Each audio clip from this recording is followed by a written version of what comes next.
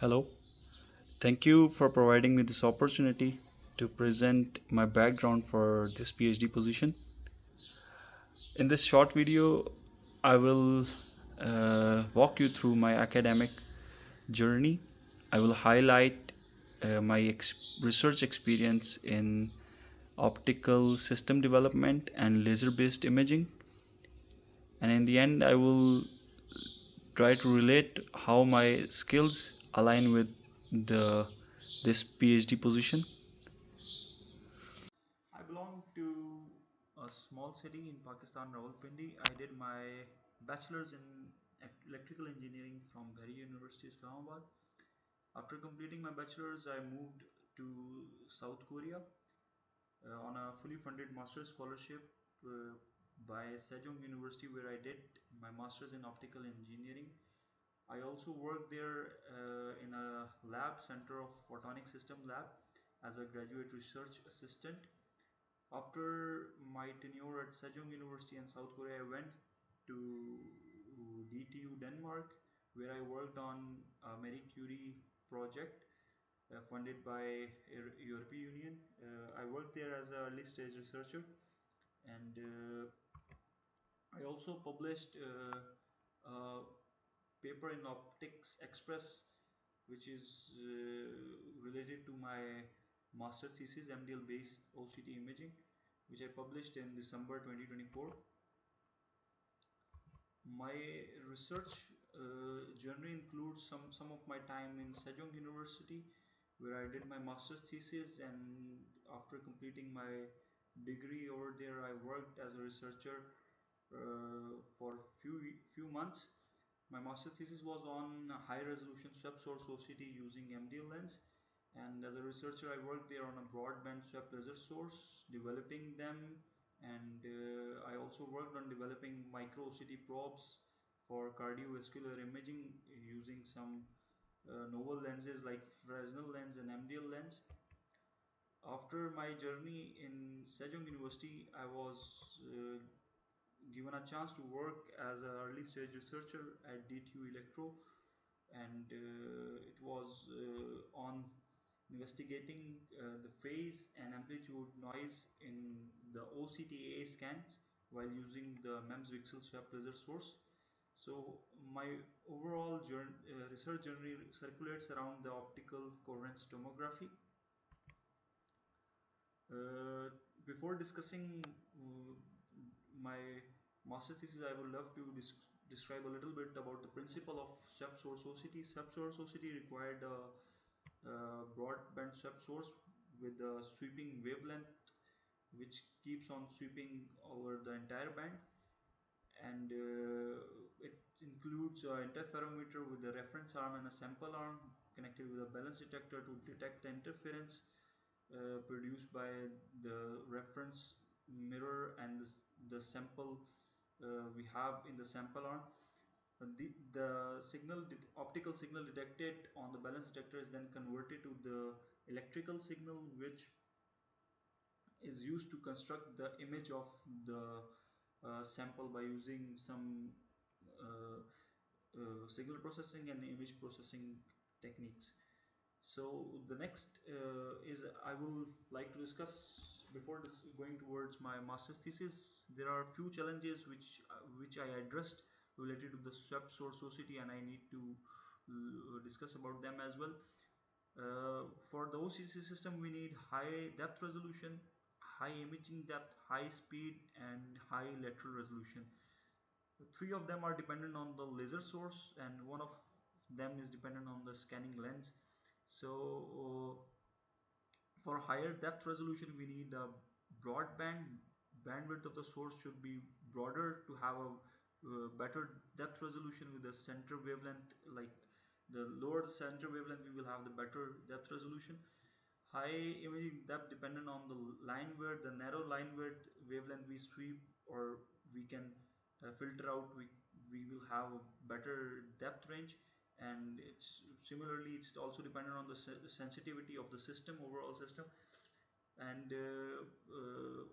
in my master's thesis, I'm focusing on high depth resolution, high imaging depth, and high lateral resolution. I'm not particularly considering a lot about the high speed.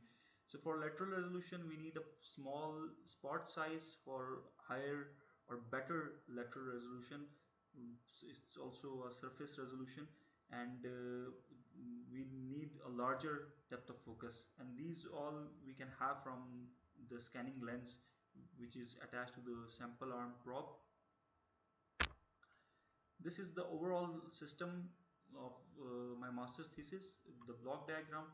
Here we achieved the broadband sweeping by combining two SOAs with the 3 dB couplers to improve the axial resolution or the depth resolution. To improve the depth, the imaging depth, we used the high groove density over here, high groove density diffraction grating over here, and the polygon base scanner base of filter is used to like do the sweeping of the laser. Interferometer was developed for a broadband swept laser source by combining the 3 dB couplers and 9010 or 9010 couplers. Here we also have a TTL pulse generator, which is used for data acquisition or differentiate between different A scans. Balanced receiver is used to like detect the interference, and then it is the optical signal converted to electrical signal and then given to the DAC for signal processing. So here we have the MDL lens attached to the one of our sample arm to focus the beam on the sample. Two kinds of samples I have used. One is the scotch tape, which is elaborated in this diagram, and the other is the onion to further demonstrate the performance of my system. This is the setup for my laser source, including two SOAs, a polygon scanning base filter, and balance detector, photo detector for TTL pulse, and reference and calibration arm to calibrate the system. So this is the source performance. Here we have the with and without sweeping spectra, which I obtained from the optical spectrum analyzer, and this one is from the oscilloscope, the time trace of the similar signal we have. So before the dispersion compensation, the black one is showing the axial resolution, but when we compensated the dispersion, we have the axial resolution around 4.5 micrometer, which is very close to our calculated axial resolution. Here we have the PSFs on the different wave, different depth, like from starting from 0 to 1600 micrometers, like it's which shows like we have the 3 dB or 6 dB loss around 1200 micrometers or 1.2 millimeters. This shows the depth range of our system. Here are the specifications of the overall system we have. After developing the laser source, the next step is to evaluate the MDL lens. MDL lens was provided by Utah University, and this project was in collaboration with the Utah University. First step is to evaluate the performance, calculate the beam size, measure the beam size and the depth of focus we have from the MDL lens. So beam profiler is used, and Mitutoyo lens was also used to measure the uh, exact beam profile of the MDL lens. So this is the PSF at the focus point, and it looks something like this. And when we see this, the beam on the IR card, it looks concentric circles we have. And this is the image of the microscopic image of the MDL lens. It is the size of the MDL lens was around 0.5 millimeter, 500 micrometers around. Or the depth of focus and the average resolution we have from the system is 6.1 micrometer. This is the setup to do the imaging of the sample. Here I used the scotch tape to do the imaging, and evaluate the performance of the overall system, so we can clearly see like multiple layers of the uh, scotch tape over here, and we also tried to do imaging with the onion, but due to the low sensitivity of the MDL lens and a lot of back coupling loss with the MDL lens, the imaging of the onion was not as good as we expected, and it can further improve by improving the coupling loss of the MDL lens. Regarding my work at DTU, I worked under the supervision of Christian Ewin there on the MEMS VCSEL. I was investigating the noise in the MEMS VCSEL. So, why I was investigating this noise? Because this was affecting the wavelength accuracy. We need we need to generate the very precise wavelength at each point during every sweep. So wavelength accuracy is very important for OCT imaging, but with the MEMS VCSEL there are some issue when they operate at the lower frequency. They have the problem regarding the wavelength accuracy. To overcome this problem, the step is to investigate the noise which is causing the wavelength inaccuracy. So this particular noise in MEMS VCSEL is associated with the tiny moving mirror, which is dependent, which is like which provides the wavelength sweep, like it increases or decreases the cavity length, and with this cavity length we have the different wavelength component, uh, and it's responsible of sweeping the wavelength as well while moving up and down. So due to this mirror, some the mass is associated with this mirror, and we initially we have supposed that due to this mass there is the resonance noise associated with this mirror, which is causing the wavelength accuracy when they are operated at a lower speed. This is the flow chart of my research at DTU to overcome this problem. The first step is to simulate the entire OCT setup on MATLAB and mimic the noise as we have in the experimental setup, and then after identifying the noise and making the exact model, we have a simulated model we have as we have the experimental setup. Then we can easily remove the noise from our system. So I started with the analytical modeling of the entire setup, including the MEMS VCSEL.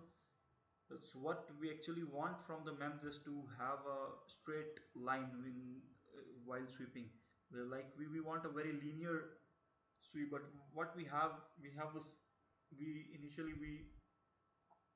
modeled a noise like a sinusoidal, because it's a to and fro motion, resonance motion, so we model it as a sinusoidal noise. So what we want and what we have is something like this.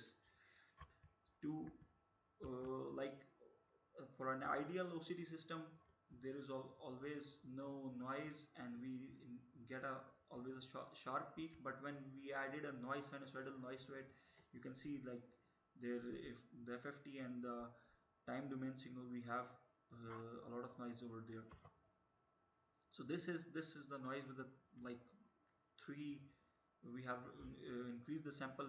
For one reflection we have just one peak, but for multiple reflection we have multiple peaks, and when we introduce a noise in a three reflected uh, three reflection sample, we have the noise will look like something like this.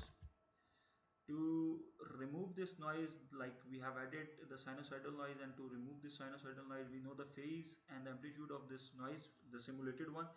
So to remove this noise we can just uh, remove the reoccurring part in the k vector from this system, so we can just remove this noise. The next So this is the result of before and after removing the noise. The black one is when we remove the noise, and the red one is when there is a noise.